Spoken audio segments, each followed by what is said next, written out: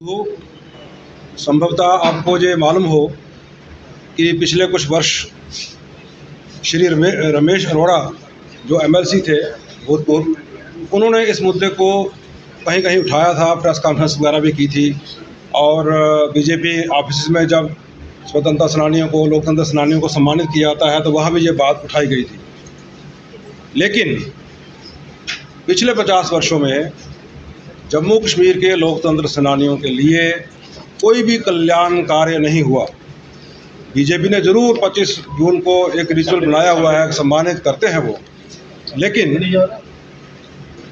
Government of India की तरफ से, राज्य सरकार की तरफ से ऐसा पहले कभी नहीं हुआ था। अब पिछले वर्ष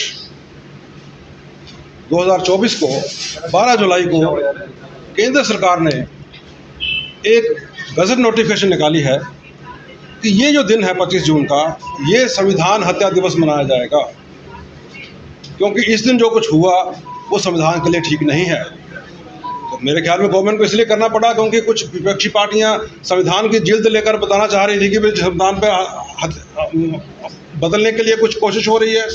तो गवर्नमेंट को लगा होगा कि भाई बताएं इनको कि भाई संविधान किसने बदला था, आप ही लोगों ने संविधान का गला घोंटा था। तो इसलिए गवर्नमेंट ऑफ इंडिया का ये जो डिसीजन है, लोकतंत्र सेनानी संघ, हम इस डिसीजन का अभिनंदन करते हैं, समर्थन करते हैं।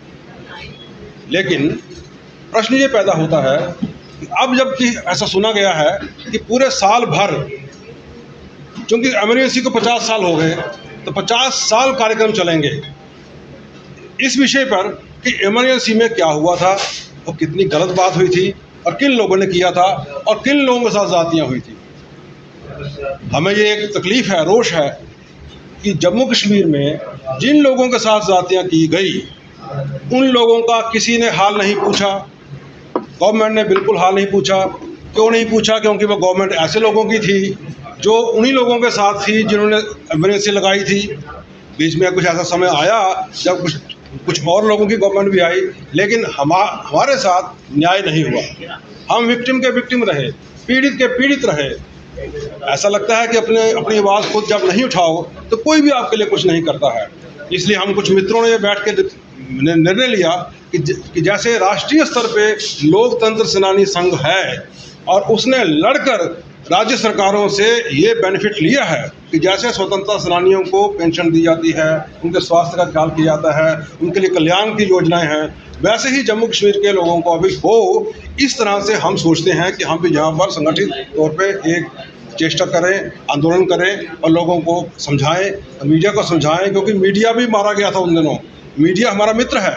मीडिया के लिए ही हम ये बात रख रहे हैं सामने कि देखिए कि इमरजेंसी लगाई केंद्र सरकार ने और राज्य सरकारें कुछ पेंशन दे रही हैं। तो बताइए, ये राज्य सरकार का विषय है कि केंद्र सरकार का विषय है?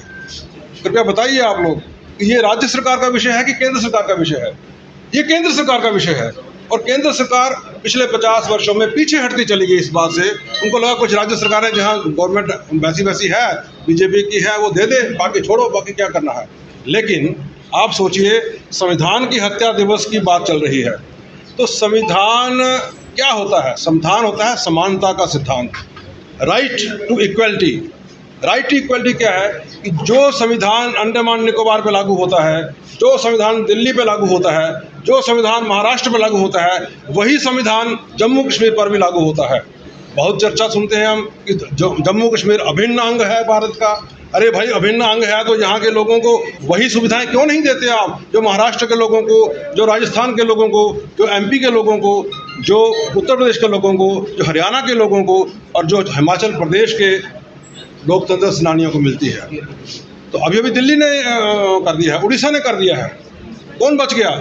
कुछ नॉर्थ ईस्ट की स्टेट्स और कुछ साउथ की स्टेट्स और जम्मू कश्मीर जो भारत का मुकुट है।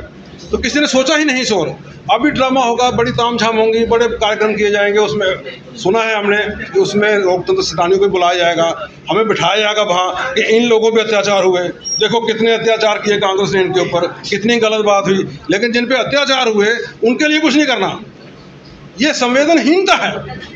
हम रोष प्रकट करते हैं।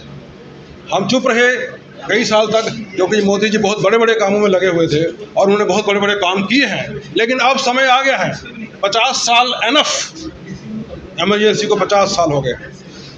हम में से 50% से ज़्यादा लोग मर चुके हैं, भगवान को प्यारे हो चुके हैं, बाकी लोग भी जाने वाले हैं।